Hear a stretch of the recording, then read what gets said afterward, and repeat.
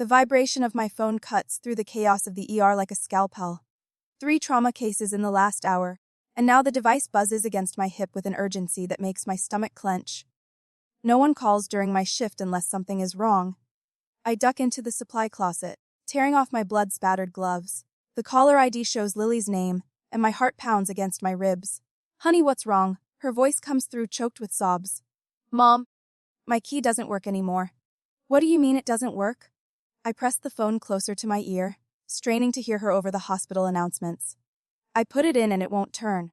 Lily's words tumble out between ragged breaths. I'm outside and it's raining really hard and Oscar won't stop crying in his carrier. I close my eyes, trying to picture the scene. My 12-year-old daughter standing on our porch, her backpack soaked, clutching the cat carrier while rain pours down around her. "Where's Grandma or Tessa?" Nobody's answering the door. I can see lights on inside, but nobody comes when I knock. Cold dread washes through me. "I'll be right there, honey." Go to the side porch where there's more cover. I'm leaving now. I burst out of the supply closet, nearly colliding with Dr. Martinez. The ER is a battlefield of stretchers and monitors and the constant beeping of vital signs. "Gianna, we need you in Bay 3. The GSW from the pileup needs." My daughter's locked out of the house. The words taste like panic on my tongue. "I have to go." He blinks at me. "We're swamped. Can someone else get her?" There is no one else. The truth of those words hits me with startling clarity. There never has been. I push past him toward the nurse's station where Supervisor Wheeler is updating charts. Her eyes narrow as I approach. "Nancy, I need to leave." "Family emergency," she sighed heavily. "Gianna, we're short 3 nurses already. Can it wait until my father just died, Nancy?" The words land between us with the weight of the earth. "Go, Ken." The rain is coming down in sheets by the time I pull into our driveway.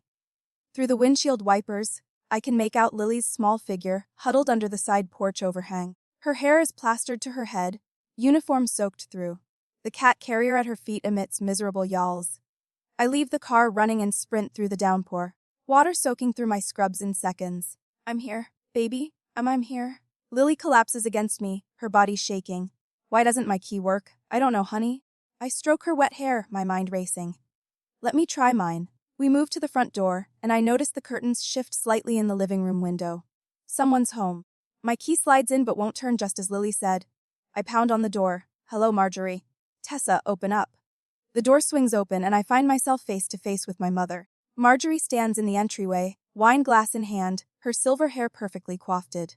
Behind her, my half-sister, Tessa, leans against the wall, swirling her own glass of red wine. "Well," Marjorie takes a slow sip, her eyes traveling over our drenched figures.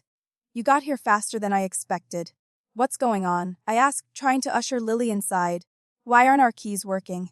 Marjorie blocks the doorway with surprising firmness for a 65-year-old woman. "We've decided you and Lily don't live here anymore." The words don't make sense at first, like they're in a language I don't speak. "What are you talking about? This is our home." "Not anymore." Tessa steps forward, smirking. She points toward the street. "Your things are on the curb." "What's left of them anyway?" "The rain's been pretty brutal today." I follow her gesture and see cardboard boxes disintegrating in the downpour. Clothes and books spilling onto the sodden lawn. My medical textbooks, Lily's school projects, our lives dissolving in the rain. Oscar lets out another pitiful meow from his carrier, his cries cutting through the sound of rainfall. Something cold and hard settles in my chest. I look at Marjorie, at the woman who gave birth to me, who I moved back home to help when Dad got sick, and see nothing familiar in her eyes. "Understood." My voice comes out quiet but steady. Tessa's eyebrows rise like she's disappointed by my lack of hysterics. 2 years ago I'd given up my downtown apartment, paused a promotion track at the hospital to move back, and care for my terminally ill father. Dr. Peter Reynolds had been respected by everyone except apparently his own wife. I'd fallen into the familiar pattern, stepping in when others stepped back, working 14-hour hospital shifts, then coming home to manage medications, appointments, and the household while Marjorie played bridge and Tessa visited only when it was convenient. Dad's words echo in my head. "You've always been the strong one, Gianna." I'd made an unspoken promise to hold our family together after his death. I just hadn't expected to be fighting for survival quite so literally. "Come on, Lily," I say softly, turning away from the door. "Let's get our things." We walk back into the rain toward the soggy boxes on the curb. Lily's shoulders are shaking, but she doesn't cry. She's her mother's daughter. I pop the trunk of my Honda CR-V and start gathering what I can salvage. Books with warped pages. Photo albums where colors bleed together like watercolors. Lily's science fair ribbon, the ink running down the fabric. Marjorie steps onto the porch, watching us. Your father spoiled you, she calls out. This was always my house. I notice the neighbors' faces and windows across the street watching the spectacle. Mrs. Donovan, with her hand over her mouth, the Fissers whispering to each other behind their curtains. I walk back to the door one last time, rain streaming down my face. We'll be at the residence inn on 5th, I say calmly. Forward our mail. Lily tugs at my soaked scrub top. But Grandpa's books are still inside, she whispers, her voice breaking for the first time. I squeeze her hand and look directly into Marjorie's eyes. Trust me, honey, this isn't over. Something flickers across my mother's face, surprised perhaps, at not finding the doormat she's used to walking over. Behind her, Tessa refills her wine glass. But her hand isn't quite steady. As we drive away, I catch a glimpse of Marjorie in the rearview mirror, still standing on the porch. For a moment, I see what's always been there. Not maternal love, but resentment. Resentment of the bond I shared with my father, a bond she never had. The raindrops on the roof of the car. Beside me, Lily cradles Oscar's carrier. Ahead of us, uncertainty. But for the first time in 2 years, I feel something unexpected unfurling in my chest. It feels strangely like freedom. The residence inn room looks like a hurricane aftermath the next day. Soggy cardboard boxes form islands across the beige carpet. Lily's school uniform drapes over the shower rod, still dripping. Oscar huddles beneath the desk, his orange fur matted and damp, refusing to come out. I've laid out every salvage possession like artifacts at an archaeological dig, cataloging what survived the rain and what didn't. My nursing textbooks with warped pages. Lily's science project notes bleeding into illegibility. A family photo where my father's face has blurred into a watercolor ghost. Michael Porter's office. A crisp voice answers on the 4th ring. This is Gianna Reynolds, I say, pressing the phone against my ear. I need to speak with Michael immediately. It's about my father's estate. I'm sorry, Miss Reynolds, but Mr. Porter is in court today, and tell him it's Peter Reynolds' daughter, and that Marjorie has locked us out of the house. Silence hangs on the line before the receptionist says, Hold, please. Michael's voice comes through moments later, breathless. Jana, what's happening? I explain the situation in the clinical, detached way. I report patient conditions, locked doors, changed locks, possessions in the rain. Facts without emotion. That's impossible, Michael interrupts. Gianna, your father transferred the house to you in Lily's trust 6 months ago. The room seems to tilt sideways. What? Peter put the house in a trust for you and Lily. Marjorie has no legal right to be there, let alone lock you out. I sink onto the edge of the bed, legs suddenly unable to support me. Why wouldn't he tell me? There's a letter with the documents. He asked me not to mention it until it became necessary. Lily emerges from the bathroom, her hair wrapped in a hotel towel. She watches me with eyes too old for her 12 years. I'm coming to your office, I tell Michael. Now an hour later, I'm staring at legal documents spread across Michael's mahogany desk. Property transfer forms, trust agreements, all signed, notarized, and filed with the county. Your father was very thorough, Michael says, sliding a sealed envelope toward me. He wanted you to have this if something like this happened. The envelope bears my name in my father's distinctive doctor's scroll. I break the seal and unfold a single page. My dearest Gianna, if you're reading this, then Marjorie has done exactly what I feared she might. The house is yours and Lily's now. It always was in my heart. Marjorie has never appreciated what she has, not the home, not you, and certainly not me. I've watched her resentment grow over the years, especially toward you. You returned home when I needed you most, sacrificing everything. You've always been the one who carries others, even when your own shoulders are breaking. Take care of our girl, and the home will take care of you both. Oh, my love, Dad. A single tear lands on the signature, blurring the ink like rain on cardboard. Your father knew this might happen. Michael says quietly. We have everything we need for an emergency injunction. Marjorie and Tessa are there illegally. My phone buzzes with a text from Karen Westfield, our neighbor across the street. They're rearranging furniture and painting your bedroom. Tessa's SUV has been going back and forth all day with more things. Tessa's moved in completely, I tell Michael, showing him the text within 24 hours of locking us out. Michael's mouth tightens. This was planned well in advance. I need to understand what we're up against. I say, the nurse and me needing a full assessment before treatment. What can they do? Marjorie is your mother. She'll use that claim you abandoned your father, that you're an unfit mother to Lily. Michael hesitates. Tessa called me this morning. Actually said she's concerned about your mental health after your father's death. That you've been erratic. Erratic? I repeat, heat rising in my chest. She mentioned Tessa's husband Ray already has his eye on converting your father's study for the twins. Another text buzzes through from Karen. The boys are jumping on Lily's bed. I can see them through the window. Something shifts inside me. I stand and walk to the window overlooking downtown Austin. My hospital ID badge hangs from my neck. The laminated photo showing a woman in scrubs ready to save lives. I catch my reflection in the glass eyes hard as riverstones. Jawline set. I save strangers every day, I whisper. It's time I saved us. Behind me, Lily looks up from the box she's sorting. She watches me with cautious hope, like someone observing the first sprout pushing through scorched earth. This isn't about revenge, I tell Michael, turning back to the desk. It's about justice. I make 3 decisions in rapid succession. The way I triage patients in a mass casualty. I'm calling in sick for the next 3 days. I need to build our case. Michael nods, already pulling out forms. I'll file for emergency possession. Your father knew this might happen, Gianna. He left everything prepared. Back at the hotel, I find Dr. Sarah Williams waiting in the lobby with 2 suitcases. She says simply, clean scrubs, clothes for both of you, and real shampoo instead of those tiny hotel bottles. I haven't cried since finding my father's body 2 weeks ago. But Sarah's kindness nearly breaks me. Lily's teacher. Miss Bennett arrives an hour later with schoolwork, and a quiet strength that reminds me of my father. Lily is one of our strongest students. She tells me privately, and I've documented everything she said about the situation for your records. By evening, the hotel room has transformed from disaster zone to command center. Michael has arranged a meeting with the bank manager, who confirms the trust details, and offers a temporary credit line against the home's equity. Your father's foresight was remarkable. The manager tells me the trust is ironclad. The phone rings again, a number I don't recognize. Gianna, it's Eleanor, my mother's younger sister, whom I haven't spoken to in years. Eleanor, I say carefully. I know what Marjorie's done. Her voice is tight with anger. She's been planning this since Peter's diagnosis. She told me at Christmas she was going to reclaim her life once he was gone. Why are you telling me this? Why are you telling me this? Because what she's doing is wrong. Eleanor says simply. And because Tessa's already listed some of your father's medical equipment on Facebook Marketplace, I have screenshots. By midnight, the emergency court filing is submitted.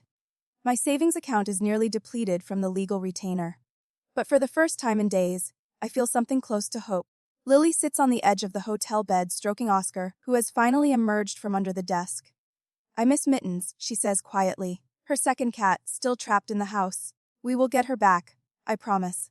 And Grandpa's books, everything, Lily, I promise. She studies my face with that penetrating gaze she inherited from my father. Mom, yes. The hardest person to stand up to is your mother. She repeats the line from a book we read together last summer. But the words carry the weight of ancient wisdom. Now I sit beside her, drawing her close. Yes, but not as hard as letting her hurt you. My phone lights up with a text from Michael. The law is unquestionably on your side.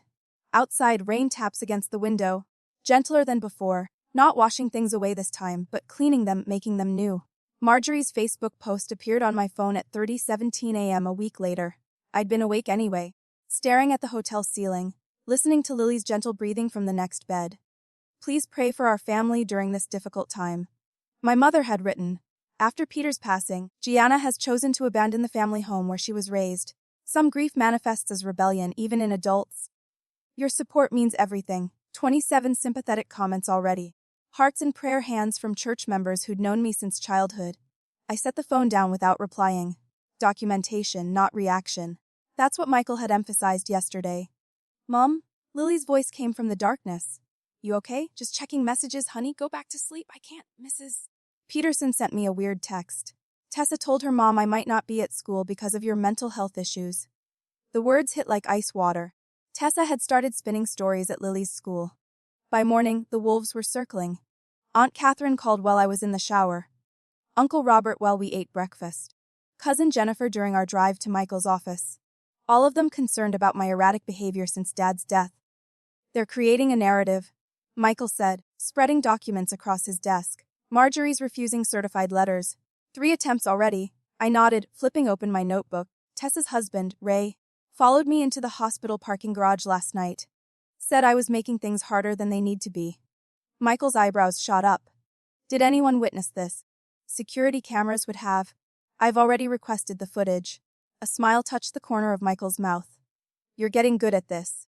The wall calendar behind him showed today's date circled in red. 1 week since the lockout. 1 week since everything changed. My nurses are documenting every minute I spent at the hospital while caring for Dad. I said, tapping my pen against the notebook. Dr. Nichols is preparing a statement about Dad's mental competency when he made the trust changes. The sheriff's office confirmed they'll enforce any court order we receive, Michael added. And I spoke with hospital administration this morning. They're offering their full support. Something unfamiliar flickered in my chest. Not the panic of that first night, not the stunned disbelief of learning Dad had transferred the house to me. Something steadier. Calmer! I need my daughter's birth certificate, I said. And Dad's medical files. They're in the filing cabinet in his study. Michael's pen paused mid-note. We can request duplicates through. I want the originals today. 40 minutes later, I parked 3 houses down from what was legally my home. The cruiser I'd arranged sat quietly at the corner, Officer Banks giving me a subtle nod. The walkway to the front door felt both familiar and foreign. 7 days ago, I'd stood here soaked to the skin, watching my life unravel. Today, my footsteps sounded different on the concrete. Marjorie answered on the third knock, her face freezing in mid-smile as she registered who stood before her. You're not welcome here, she said, hand gripping the door edge. I pressed record on my phone, holding it visibly. I'm legally requesting my daughter's birth certificate and my father's medical records. Tessa appeared behind Marjorie, her face flushing. We'll call the police if you don't leave. I've already notified them I'd be here. I nodded toward Officer Banks, who'd stepped out of his cruiser. This is a documented request for my legal property. Marjorie's eyes welled with tears, a familiar tactic that had worked on me countless times before. After everything I've done for you, when the tears didn't move me, something shifted in her expression. The sadness hardened into something sharper, more dangerous. You think you can take what's mine? Her voice cut like glass. Your father never appreciated me either. Mrs. Daniels watered her flower beds across the street, pretending not to listen. Mr. Wilson slowed his walk, dog pausing conveniently near our driveway. The filing cabinet in Dad's study, I repeated. I'll wait here while you bring the documents. 10 minutes later, I walked back to my car with a manila envelope. Inside was the original birth certificate and a folder containing Dad's medical history. Small victories, necessary ones. The next morning, Dr. Williams met me in the hospital cafeteria before my shift. I've completed my statement about your father's care, she said, sliding a sealed envelope across the table. 2 years of watching you run yourself ragged, caring for him while working full-time. No jury would question your dedication. Mrs. Bennett, Lily's teacher, called that afternoon. I've documented Lily's relationship with her grandfather. She said how he attended every school function when you were working. How she read to him daily during his illness. By evening, Michael had filed an emergency possession order with 17 signed affidavit. Eleanor called, he said when I arrived at his office. Marjorie's been photographing family heirlooms for an estate sale website. I felt my jaw tighten. Dad's collection and your grandmother's silver. The antique furniture from the library. The hospital chaplain, Father Morgan, had left a message on my phone. He provided a character witness statement about my visits with Dad, the prayers we'd shared, the family Bible I'd brought to his bedside. People were choosing sides, not the sides Marjorie had anticipated. Thursday brought the shift I'd been waiting for. The judge reviewed our case and expedited the hearing date. I want to deliver this personally, Michael said, holding up the notice of eviction. His eyes gleamed with something between mischief and justice. I sat in my car across the street, watching as Michael approached the front door in his crisp suit. Marjorie answered, accepting the certified letter with obvious reluctance. Through the windshield, I watched her face as she read the opening lines. The letter trembled in her hands when she reached the declaration. Property owner Gianna Reynolds. Tessa appeared in the doorway, phone pressed to her ear, lips moving rapidly as she called their attorney. Marjorie didn't move, the paper still clutched in her hands as Michael walked back to his car. For the first time since this began, I saw something besides manipulation in my mother's expression. Understanding the realization that I wouldn't back down. That evening, Michael spread our documentation across his conference table like a general mapping a battlefield. Court affidavit from 3 of Dad's doctors confirming his mental competency. Trust documents with the ownership transfer timeline highlighted. The photographs I'd taken of our belongings on the curb, rainwater seeping through cardboard, Lily shivering under the porch light.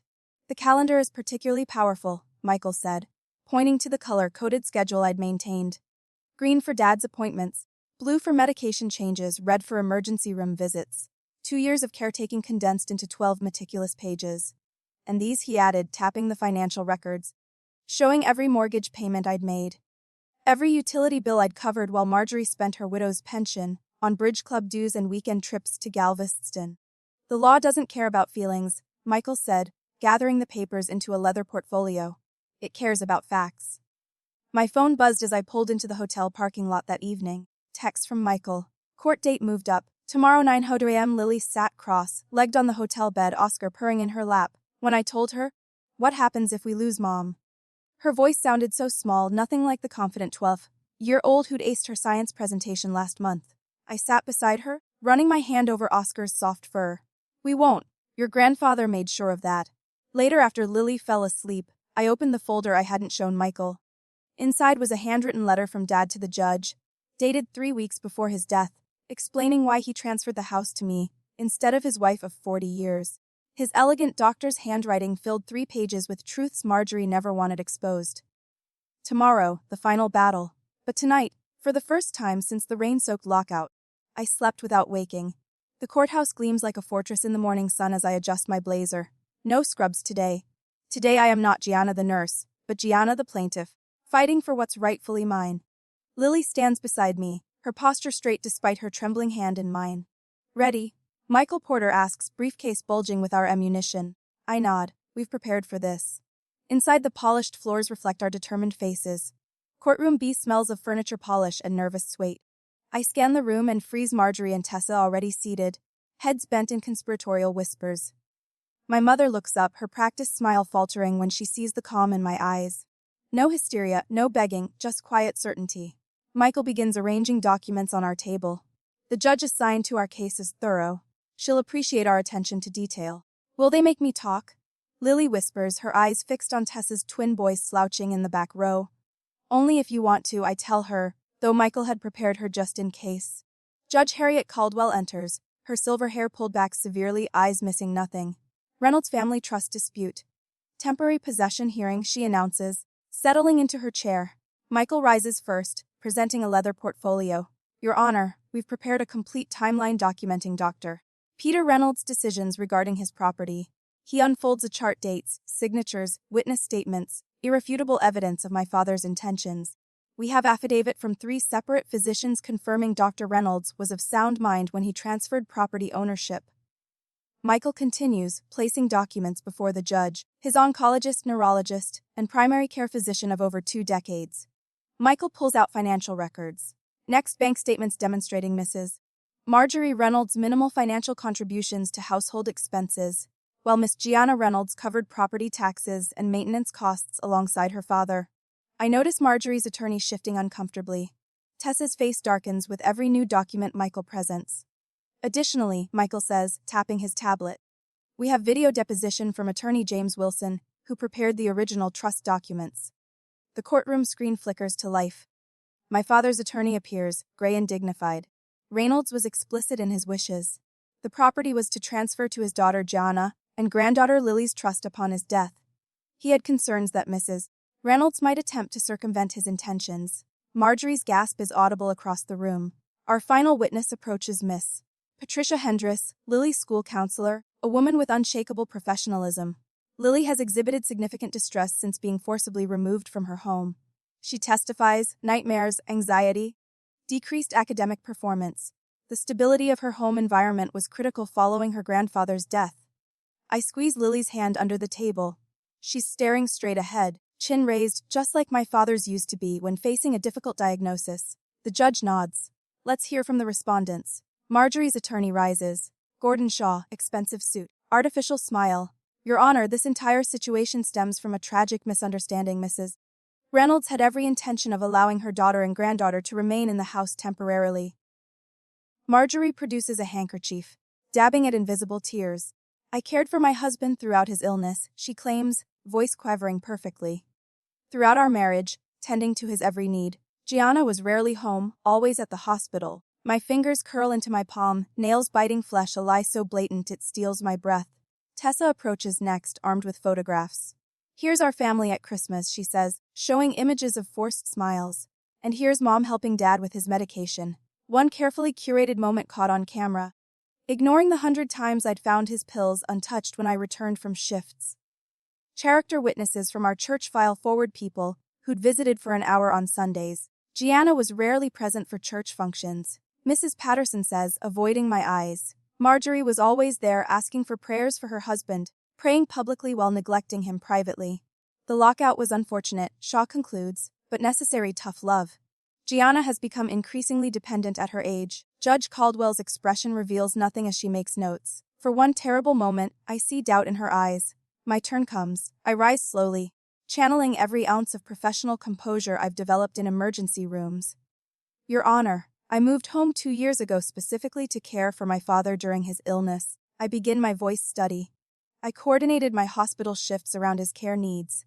Michael presents my work schedules alongside my father's treatment calendars, showing how I'd arranged everything around being home when he needed me most. The courtroom door opens.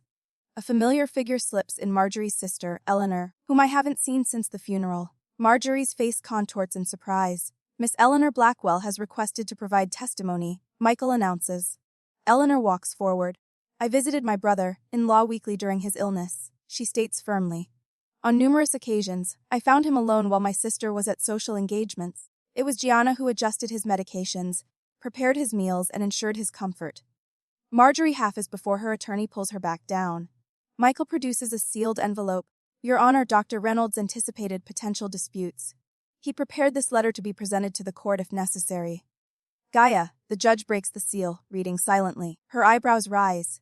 Mom Lily's voice breaks the tension. Can I say something? Judge Caldwell softens. Come forward, young lady. Lily walks to the stand, her school uniform impeccable. My grandfather taught me chess in his study every Sunday afternoon. She begins. Even when he was really sick. He told me the house would always be there for Mom and me, that he'd made sure of it. He said Grandma didn't appreciate what she had. Tears build in my eyes, but I blink them back. Dignity, not drama. We'll win this fight. I just want to go home. Lily finishes simply. I could launch into details about Marjorie's neglect. Instead, I say, the documented evidence speaks for itself, Your Honor. Marjorie stands abruptly. She manipulated her dying father.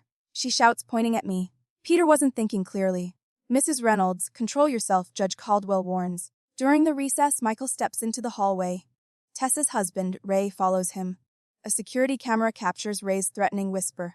You'll regret taking this case. Back in session? Marjorie's attorney challenges the trust documents. His argument backfires when it becomes clear they'd known about the trust for months. Their signatures on file. Mrs. Reynolds, these medical records indicate you attended only 3 of your husband's 27 oncology appointments, Judge Caldwell observes. Is that correct? Marjorie fumbles for an explanation. Tessa leans toward her attorney, whispering urgently. I catch fragments. Already spoke with the agent about listing. The judge's head snaps up. What agent would that be, Mrs. Peterson? Tessa blanches, realizing her mistake. A reporter sits in the back row. Marjorie approaches him during the next break. My ungrateful daughter abandoned her father and now wants to steal my home. My colleagues from Austin General file into the courtroom a silent wall of support. Judge Caldwell closes her folder with finality. I am granting temporary possession of the property to Gianna Reynolds and Lily Reynolds. Effective immediately. Sheriff's Department will escort Mrs. Marjorie Reynolds and Mrs. Tessa Peterson from the property by 5:00 p.m. today. Final hearing is set for 3 weeks from now. Marjorie collapses back in her chair, her performance finally faltering. Outside the courtroom, her attorney approaches Michael. We should discuss settlement terms. I shake my head. We're past the point of negotiation. In the hallway, Tessa and Ray argue loudly. You said this would be easy, he snaps. Now, where are we supposed to live? I lead Lily toward the exit. The sunlight outside feels different, somehow cleaner, brighter. Is it over? Lily asks, looking up with cautious hope. Almost, I tell her. Keys already in hand. We're going home. The phone rang at 7:15 a.m. I stared at the caller ID, my thumb hovering over the screen. Mother. 3 days before the final hearing, Gianna. Marjorie's voice quavered when I answered. I didn't sleep all night thinking about this situation. I said nothing, letting the silence stretch between us. I'm still your mother. Her voice broke. Family should come first. You know that's what your father would want. I stirred my coffee, watching the cream swirl. Dad made his wishes very clear in the trust documents. People are talking Gianna. The whole church is praying for reconciliation. The wobble in her voice hardened. Pastor Williams called yesterday. He reminded me that Christian forgiveness requires reconciliation. My phone buzzed with an incoming text. Uncle Robert, we need to find a compromise before Thursday. This is tearing the family apart. Tessa's boys are devastated, Marjorie continued. They've already moved their things into the upstairs bedrooms. Now they have to pack again. Those rooms never belonged to them, I said quietly. We could share the house. Marjorie pressed. You and Lily take the main bedroom and study. We'll take the guest room and den common areas can be. No. The word fell between us like a stone. You're being cruel, Gianna. Her voice sharpened. What happened to the daughter who nursed her father for 2 years? Who put everyone else first? She got locked out in the rain. I ended the call as another text arrived. I set my phone face down on the counter, my hands trembling slightly, Mom. Lily stood in the doorway, Oscar winding around her legs. Was that Grandma again? Yes, honey. I forced a smile. Nothing important. Michael called an hour later. Marjorie's attorney filed a motion this morning. They're requesting a mental health evaluation, claiming your grief has impaired your judgment. My stomach clenched. Can they do that? It's a delay tactic, Michael said. But the hospital called me too. Someone filed an anonymous complaint questioning your professional stability. The words struck like physical blows. 2 years of night shifts while managing Dad's care, never missing a medication schedule documenting every treatment. The school principal left a message. I told him, apparently. Tessa's been telling parents that Lily is not doing well in our temporary situation. I glanced toward Lily's room where she was quietly reading. Michael, am I being too harsh? Should I consider some kind of no? Michael cut in. Remember what your father wrote in his letter to the judge. Marjorie has never appreciated boundaries, which is why I've drawn this one so clearly. Stay the course, Gianna. Wednesday morning, the day before the final hearing, my phone rang as I was preparing Lily's lunch. Miss Reynolds, this is Janet from the clerk's office. We can't locate your documentation folder for tomorrow's hearing. Cold dread washed through me. What? All our evidence was submitted last week. It's not showing in the system. We need these documents by noon or the judge may grant another continuance. I called Michael immediately. His assistant answered. He's in court until 1100. What's happening? I explained the situation as I raced to the hotel desk for the backup flash drive. I saved copies of everything. But we'll need to reprint all the affidavit and get them notarized again. I'll meet you at the office in 20 minutes, she promised. I turned to find Lily watching me, backpack in hand. You're going to be late for school. Grandpa's tablet, she said suddenly. The blue one. He backed up all his important papers to the cloud. The password is your birthday. 3 hours of frantic work. Michael requested a delay when he finished his other case. The judge granted us exactly 90 minutes. We made it by 11 minutes, Michael said, collapsing into a chair as the clerk stamped our reconstituted evidence folder. Someone deliberately misplaced our files. Just one more day, I whispered. Thursday morning dawned clear and cool. I stood by the mailbox at 9:27 a.m., watching the sheriff's department vehicles pull into the driveway. 2 deputies in crisp uniforms approached the front door, while another positioned himself near the garage. Michael stood beside me, legal briefcase in hand. Are you ready for this? I nodded, unable to speak. In the car, Lily sat clutching a framed photo of my father, her face solemn. The lead deputy knocked firmly. Sheriff's department, open the door, please.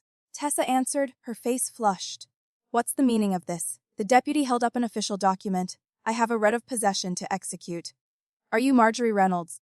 I'll get my mother, Tessa said, her voice tight. Marjorie appeared moments later, hair perfectly styled despite the early hour. I need to see that order. I'm not letting strangers into my home. Ma'am, I'm required by law to read this aloud. Then you'll have 20 minutes to collect essential personal belongings under supervision. As the deputy read the court order, Marjorie's eyes found mine across the lawn. The hatred in them was palpable. You have 20 minutes, the deputy concluded. We'll accompany you to ensure only personal belongings are removed. I remained by the mailbox as deputies entered with Marjorie and Tessa. Michael activated the recording feature on his phone, documenting the entire process. Inside, I heard Marjorie's voice rising in protest. Those are family heirlooms. They belong to my husband's mother. Madam, we have an inventory list provided by the court. Those items are specifically listed as property of the trust. I closed my eyes, remembering the meticulous room-by-room inventory I'd created before moving back. Every photograph, every book, every piece of silver documented with my father's signature. A deputy emerged carrying a cat carrier. Found this little guy hiding under a bed. Seems a bit malnourished. Oscar's plaintive meow made my throat tighten. I took the carrier to Lily, who opened the door immediately, tears streaming down her face. "He's so skinny, Mom," she whispered, fingers gently stroking his fur through the grate. The minutes ticked by. Deputies carried out boxes of clothing and personal items, checking each against the inventory. I heard Marger Unker's voice rising again. Then Tessa's husband raised deeper tones, joining the argument. "Sir, step back now," came a deputy's firm command. "Threatening language will not be tolerated." 17 minutes after entering, Marjorie emerged on the porch. Clutching her purse, Tessa followed with a small suitcase. "You'll regret this," Marjorie said, her voice carrying across the lawn. "When you need family most, remember this moment." I met her gaze steadily. "You already taught me how regret feels." Standing in the rain with my daughter, the lead deputy approached with a clipboard. "Miss Reynolds, we've completed the formal transfer of possession. There are several items missing from the inventory. We've documented everything for your attorney." He handed me a ring of keys. House keys, garage keys, the physical symbols of what had always been rightfully mine. "Your father's medical equipment was improperly stored in the basement," the deputy added quietly. "Some damage appears deliberate. We photographed everything." Marjorie walked stiffly to her car without looking back. Tessa paused at the bottom of the driveway, something like recognition flickering across her face before she turned away. Ray glared at me from their SUV, until a deputy pointedly approached his window. Two vehicles pulled away in opposite directions. Neighbors who had gathered on porches and behind curtains slowly dispersed. Witnesses to justice rather than drama. My phone buzzed with incoming messages. "Uncle Robert, we had no idea things were this bad. Call if you need anything. The security system is reset with your code," Michael said, tucking his phone away. "I've filed for a restraining order as a precaution." Lily climbed out of the car, still holding her grandfather's photograph. She approached the porch steps slowly, as if unsure whether they might disappear beneath her feet. I stood in the doorway, keys in hand. Victory should have felt triumphant, but there was only a summer stillness, a household reclaimed, a boundary restored. As Michael drove away, I noticed a white envelope in the mailbox, my mother's handwriting instantly recognizable. I slipped it into my pocket, unopened. Some letters could wait for another day. The rain falls differently now, 6 months later. I stand at the kitchen window, watching droplets track down the glass, remembering that night when Lily and I stood drenched on the porch, locked out of our own lives. Dad's study remains untouched, a shrine of sorts. His medical journals line the shelves. His reading glasses rest on the desk. The only change is the small wooden plaque Lily made. Dr. Peter Reynolds Memorial Reading Room. Sometimes I sit in his chair, breathe in what's left of him, and read his journals. Not because I must, but because I want to. Lily's garden flourishes in the backyard despite the autumn chill. The Peace Project, she calls it. Rows of hardy mums and late-season vegetables. Each plant tagged with careful handwriting. She tends it daily with a dedication that reminds me of her grandfather. The promotion letter from Austin Memorial sits framed on my desk. Nursing Supervisor Emergency Services. Dr. Williams insisted I accept it. "Your father would be proud," she'd said, squeezing my hand. "And you've earned it," I'd cried then. The first tears I'd allowed myself since the eviction. The new security system hums quietly in the background. 6 cameras, motion sensors, reinforced locks. Not from fear, but from a promise to never again be vulnerable. "Mom," Lily's voice floats from the front porch. "Come watch the rain with me." I pour 2 mugs of chamomile tea and join her. We sit in matching rocking chairs, just as we did on countless evenings with Dad before his illness took him. The rain falls steadily, turning our yard into a glistening canvas. "It's raining just like that day," Lily says softly, fingers wrapped around her mug. She's grown taller these past months, her face losing some of its childish roundness. The trauma aged her, but the healing has given her a quiet strength. "Yes," I say, watching water sheet off the new porch roof. "Same weather, different feeling." Lily rocks gently, her eyes tracking the rainfall. "This is our home now," she says. Not a question, but a statement of hard-won truth. I reach across the space between us, squeezing her hand. It always was. The rain that once symbolized our rejection now sounds like a lullaby. Nature's percussion accompanying our evening ritual. Later I sit at my desk, journal open before me. Therapy homework technically, but it's become more than that. Tonight's prompt stares up at me. "How has your definition of strength changed?" My pen hovers, then begins to move. Strength isn't just endurance. For so long, I thought being strong meant carrying everyone's burdens. Never complaining, always saying yes. I confused sacrifice with love. But real strength knows when to draw lines, when to say no, when to protect what matters most. The hospital committee invitation sits unanswered beside my journal. 6 months ago, I would have accepted immediately, stretching myself thinner in the name of dedication. Now I see the request differently. Time with Lily is not negotiable. Some boundaries aren't betrayal, they're preservation. I glance at the framed quote on my wall. Dad's handwriting is familiar as my own. Strength isn't carrying everything, it's knowing what to put down. Quote, Oscar, now healthy and plump, jumps onto the desk and settles on my journal. His purr vibrates against my hand. Another small victory. The cat who once cowed during those hotel weeks now sprawls with confident abandon. Last night, Lily slept through until morning. No nightmares, no anxious midnight calls. The first time since the lockout, I'd stood in her doorway at dawn, watching her peaceful breathing, and felt something tight inside me finally release. Dad's medical equipment, the hospital bed, the oxygen concentrator, has found new purpose. The donation to Austin Community Clinic came with a single condition: a plaque honoring Dr. Peter Reynolds. Service transformed into legacy. Friday movie nights have become sacred ritual. Just Lily and me on the sofa, bowls of popcorn balanced on our laps, Oscar wedged between us. The family we've chosen, small but mighty. At the hospital, Jessica, a young nurse with haunted eyes, sought me out last week. My mother keeps taking my paycheck, she'd whispered. Says I owe her for raising me. I'd recognize the shame in her voice. The confusion of obligation twisted into exploitation.